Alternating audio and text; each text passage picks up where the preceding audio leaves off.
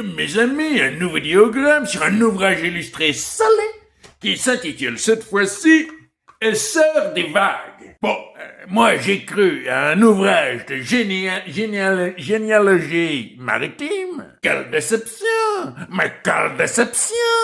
Et 1914, en Nouvelle-Écosse, à la veille du premier conflit mondial, les femmes du village de Petit Port de Pagaglow attendent fébrilement le retour de leur mari pêcheur, parti en mer depuis des semaines. C'est alors qu'une nuit, elles recueillent un mystérieux marin naufragé, bardé de tatouages. Le lendemain, deux individus à la mine patibulaire débarquent au village dans leur automobile à la recherche d'une mystérieuse cargaison perdue. C'est là que les ennuis commencent. Tu vois, Jean-Louis, il suffit que trois hommes se pointent pour que ça parte en vrille. Hein?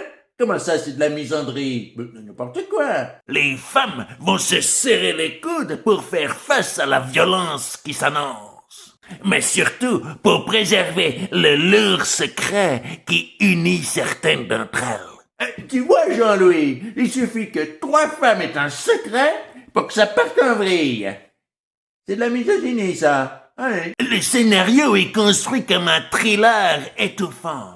On sent la tension comme la tempête grossir au fil des pages. D'un côté, des truands sanguinaires, et de l'autre, des femmes prêtes à tout pour sauver leur village. Et le tout dans un environnement de plus en plus hostile. Tout ça pour finir par vous entraîner dans un tourbillon au milieu des vagues. On est proche de la noyade, et on boit la tasse et plus d'une fois. Oh oui, très drôle, Jean-Louis, hein, le sel dans mon thé. Très drôle, hein, vraiment. Oui, j'ai compris, boire la tasse, oui, j'ai compris la blague, oui, ça me fait moyennement rire. Le dessin combine le huis clos du village et des paysages maritimes rudes, bailés par les vents et les vagues, pour terminer dans une atmosphère tempétueuse. Vous l'aurez compris, je ne vous recommande absolument pas la lecture de cet ouvrage. Vous risquerez d'être emporté par ce thriller côtier, d'être pris d'un accès de sororité, au risque de finir complètement noyé. Jean-Louis, j'ai encore le goût du sel dans la bouche. Tes blagues, elles sont pas drôles. Oui, exactement, oui, je fais du Jean-Louis Gini. C'est du Jean-Louis Gini. Eh oui, t'assumes.